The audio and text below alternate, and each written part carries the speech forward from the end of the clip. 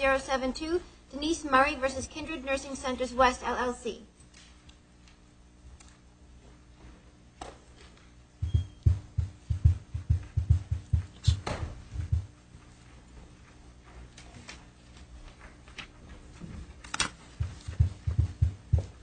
Mr. Loringer, before you argue, I would like to tell everyone that the court will take a recess after this argument. We have a different panel hearing, at least as to one person, hearing the Franklin cases. There will be a recess at the end of this. The court will confer on the earlier cases, and then the court will resume. Okay. Thank you, Your Honor. May it please the court, Guy Loringer on behalf of the appellant, Denise Murray. The salient issue with regard to the retaliation cases, whether there's a triable issue of fact regarding pretext. With regard to that, we believe that we presented much evidence which in totality would allow a trier of fact to reasonably infer that the stated reason, drug diversion, is a pretext.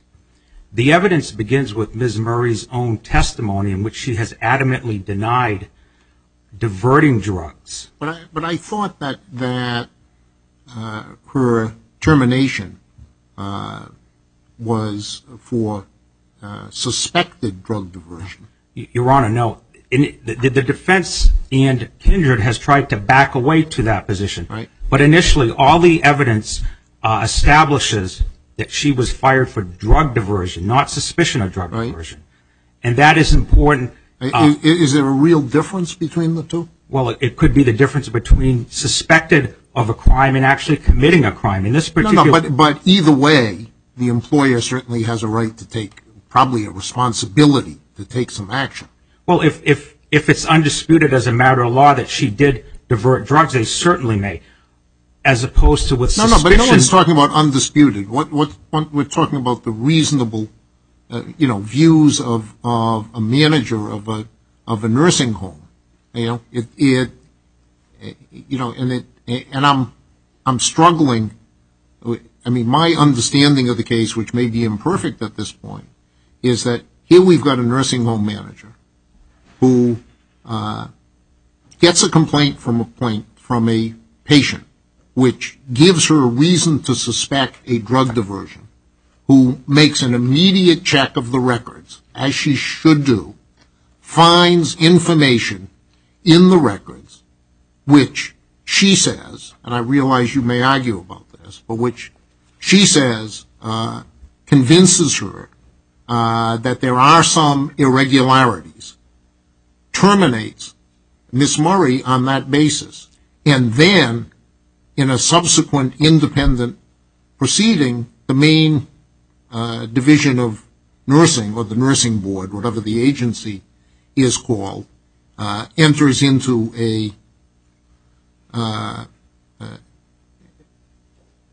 what I inartistically call a plea bargain, where Ms. Murray admits that she is guilty of documentation errors regarding the dispensation of narcotic drugs. Now, do I have the facts wrong? I understand there may be other facts that cut you away, but do I have those facts wrong? Two factors, Your Honor. Yeah. First, it wasn't a patient who complained. It was another nurse who brought it to the attention of the director of nursing, Guptill. And with regard to the board of nursing, but the other nurse did it on the basis of what she had, of a complaint given to her by resident number one, but the person we're calling resident number one. No, Your Honor. The oncoming nurse, Nurse Gage, viewed and noticed that the patient had been given oxy. Right. And she brought that to the attention of the director of nursing, Guptill. Right.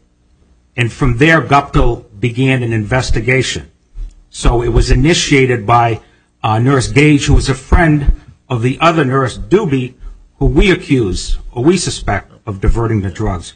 With regard to the board of nursing, the only agreement is that there were certain entries which were illegible. And that is correct. In fact, half the nurses there had illegible writings. I want to go back to Judge Selya's initial question, which is,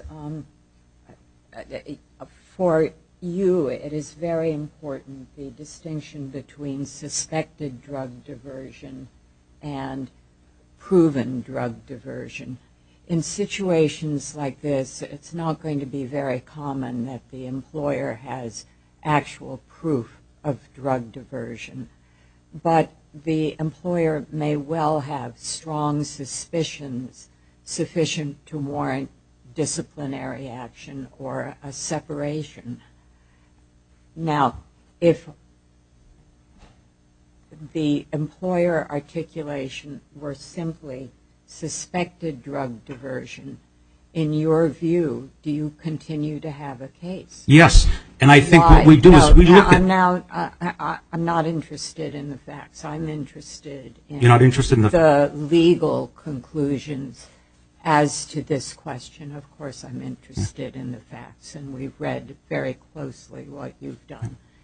But if you have a reasonable suspicion of drug diversion, wouldn't that warrant a separation of a nurse from your employment? Well, to answer that question, Your Honor, what we should do and what case law does is look at how the facility treats other similar situations. In this particular case, the plaintiff had gone to Guptill 4 times, bringing concerns about Nurse Doobie with suspicion of drug diversion, and yet after Suspicion of drug diversion? I thought the complaints made that she says that she made were about drug use, not about drug diversion. Drug use and drug diversion, right. Because at one point there was some oxy which was taken. So if we compare the two situations with regard to Nurse Doobie, no action taken. So the best way to look to see what the practice is, look what the facility did. In that particular case, they did nothing. So your case then depends upon dissimilar treatment of similarly situated nurses. No, Your Honor. This is a case which involves the totality of the evidence. We've presented 8 separate types of evidence which, taken together, could allow a trier of fact to reasonably infer. If, in fact, the two nurses are dissimilarly situated, the one she complained about and your client, but then in terms what is left of your case? This isn't a question of 8 types of evidence. This is a legal question. Well, a legal question involving evidence, ways to establish a triable issue of fact, and we've presented 8 different types of evidence recognized by case law to be evidence from which a jury can look and conclude pretext. From the fact that they dissimilarly treated people who either are similarly situated or not. That's only one of the factors, Your Honor. The other would be Murray's testimony. The other is the temporal link. Only 4 days between her last complaint and her termination. Did you make this disparate treatment argument in the district court, that these 2 employees were similarly situated and treated disparately? We argued disparate treatment in terms of how they responded. No. I realize you say that she jumped right on this and she hadn't responded the same way in Doobie, but I don't recall anything in the district court record that indicates you made the argument that I think you're making to Chief Judge Lynch now, that they treated 2 similarly situated employees in disparate ways. We did, and in fact, we didn't even limit it to Doobie. There was also a Nurse Campbell who had given patient number 2 oxycodone the night before. And patient 2, who had cognitive problems, testified he didn't receive it. So now you have 2 nurses who allegedly did not give the oxycodone. But the only one to face any kind of investigation was our client. Your client signed a consent agreement before the nursing board in which she acknowledged she kept poor records. And this she more or less reaffirmed in her deposition, which she admitted to sloppy record keeping as a bad habit. Now, Guptill reviewed these records and found that this type of evidence indicates, raises a suspicion of a drug diversion. And isn't that sufficient? And the rules of Kindred is that under those circumstances they can terminate the nurse. Well, the problem is there's a conflict of evidence on that. When you look at how they treated Doobie and treated the others, they say one thing, but yet they do another. What if it was sufficient to find that she was engaging in, or at least suspected, there was valid evidence of this suspicion, according to their policies? It was evidence of suspicion to investigate, but once the investigation was done, a jury could look at it and say, there's nothing here. There's nothing here to sustain your finding for your termination, and that's the tribal issue of fact. The company has a rule that when they suspect you of diversion, that they will terminate you. Isn't that sufficient? I'm sorry? As I read the record, maybe I may be wrong. As I understand the record, the company had a policy that when they suspect a nurse of drug diversion, they will terminate. Isn't that sufficient as far as their ability to terminate your client? That is their stated rule, but they fired her claiming that she actually, in fact, diverted drugs. And the evidence is clearly in conflict on that issue. And then in terms of how they actually put their policy into practice, that is in dispute. All you have to do is look at the way Murray was treated in comparison to the other nurses. I think we understand your argument. Thank you.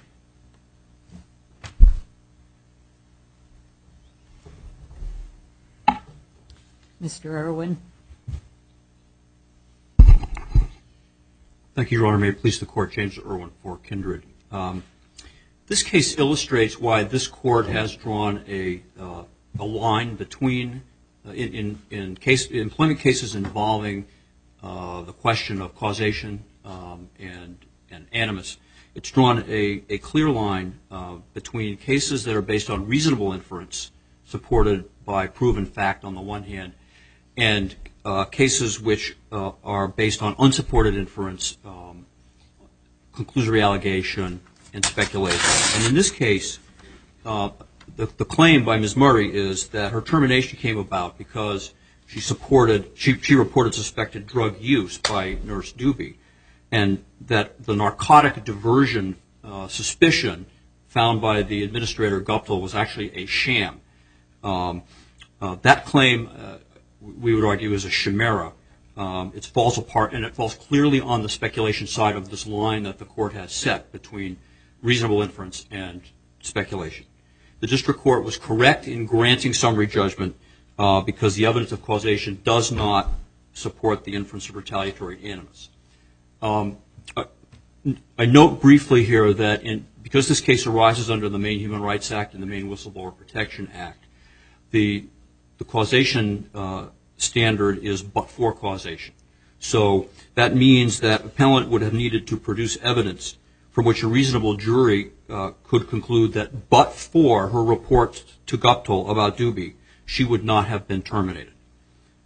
And obviously our view is that she can't meet that burden. Wait, what's the point at which we look at this? I gather from your brother's argument that I take some indication that he seems to think that we should look at this as of the time of the report, and that we can infer pretext merely from the fact that Guptill made a diligent investigation. I had always thought that we look at this but for causation at the time of the firing, that is, after Guptill completed her investigation and asked the question whether this nurse would have been fired in light of the results of that investigation if she hadn't complained about Doobie. Well, I believe that's correct, Your Honor. I think you have to look at what was in the mind of Guptill when she made the decision to terminate. So that means all of the evidence relating to the poor documentation that led to her suspicion about drug diversion. And it also includes what the plaintiff has put forward, taken in the light most favorable to the plaintiff, as evidence to suggest that her reports about Doobie were in some fashion But if that's a motivator. so, why are you relying on evidence that she entered into a plea agreement with the state later on? It would seem that the decision maker, of course, didn't know that at the time. It's correct. The decision maker would not have known that. The purpose of that is simply to know. It's essentially an admission by her. And the fact that it's an after-the-fact admission shouldn't change the fact that it's... Well, it might go to a Mount Healthy type case. I'm sorry? It would go to a Mount Healthy type defense. Oh, I apologize. The same Your Honor. outcome would have been reached anyway. Exactly. I mean, the outcome already had been reached. So it's a buttress, but granted, I will grant you, it was not part of the record that Guptill had at the time she made her decision. Let me ask you one thing that's puzzled me about this case. What is there in the record that shows any reason why Guptill might have gone to these kind of lengths, that is, orchestrating this elaborate pretext, simply because she resented the complaints about Doobie? Is there anything in the record that shows any special relationship between Guptill and Doobie, or any investment by Guptill in Doobie as a person or as an employee? I'm certainly not aware of any, Your Honor. The plaintiff has pointed to what she, in her own words, said was speculation that Guptill may have wanted to keep Doobie around because she was the only supervisor for the second shift. But as the district court noted with respect to that fact below, it's admitted speculation. There was no evidence presented in the record to show that she was, in fact, the only nurse available to serve as a supervisor on the second shift. So it was really not of evidentiary quality and should not have been, it would not have been really relevant or pertinent to this question. So beyond that, there is no evidence to suggest that there's any special relationship between Doobie and Guptill. And the same is true. Mr. Loranger argued that there was evidence to suggest that Nurse Gage, who was the one that came forward initially, who started this chain of events by discovering what she thought was an irregularity with respect to Resident 1, there's no evidence of a special relationship between her and Doobie either. And so there's just no chain here to link together this claim of trying to protect Doobie with what happened, because there's nothing there. Counsel, if you read this record with all of these accusations of drug diversion, of drug use, you might become very worried about patients in nursing homes. Is this a constant problem that nursing home management faces? Well, I would say this, Your Honor. I would say that the diversion of narcotics is something that nursing homes are very concerned about, very diligent about, and in fact, it is an ongoing challenge. It's not something that happens. How does the state interact with these private nursing homes to regulate this? Well, what the state does is that the state will periodically do inspections, review records, call irregularities or concerns to the attention of the facility. They may put a condition on their license that they have to correct the irregularity that's been found and demonstrate they've done that. Does the nursing home have an obligation to report to the state if it has let go a worker because of suspicions of Right. There were two reporting obligations here. One was to the licensing authority, which is the Department of Health and Human Services, and the second was to the nursing board. So they had two obligations to report, which they did. Okay. If the court is to decide that the district court below made a mistake and decide that this case should go to a jury, which I certainly don't believe should happen, I just wanted to touch briefly on the issue of judicial estoppel, which is an unusual issue but one this court has dealt with before, and we believe that the court below was mistaken. You mean the plaintiff failed to disclose in her bankruptcy that she had a claim in court, which is a form of property? Right. The district judge ruled against you on the basis that that was essentially an equitable remedy for the court, and you hadn't shown prejudice, and he was not convinced that this was a deliberate, malicious act on her part. Right. So what's wrong with the district court's ruling? Right. And our point simply is that we think the court applied the again, you may not reach this issue, but and I hope you don't, but the court applied the law incorrectly because it created a burden of showing deliberate dishonesty, which is in fact not an element of judicial estoppel, and it created it placed great emphasis on the lack of unfair advantage against my client. My client's role in this is irrelevant. The issue is protecting the integrity of the court against people taking inconsistent positions, which is what this is all about. And the case law in this circuit, and particularly in the Fifth Circuit, there's a case right on fours with this, the Robinson case, which we've cited, where a Chapter 13 debtor brought an employment claim without reporting it on her schedules and was stopped from doing so on the very similar facts. So for that reason, if the court gets there, I would urge you to rule that this case should have been subject to judicial estoppel. If there are any more questions, I'll conclude. No, I just want to give you just a piece of advice. Save yourself some filing fees and some time. The cross appeal in this case was totally unnecessary. You can challenge or support. Excuse me. You can support the district court's judgment on any alternative ground made manifest by the record. So all you had to do was argue judicial estoppel as an alternative basis for affirmance. You didn't have to take a separate appeal. Thank you, Your Honor. I appreciate that. I think we found that there was at least some question about that in the Lawyers case law. tend to use belt and suspenders. I have a vague recollection of those days. Thank you. Yeah. All right. All rise.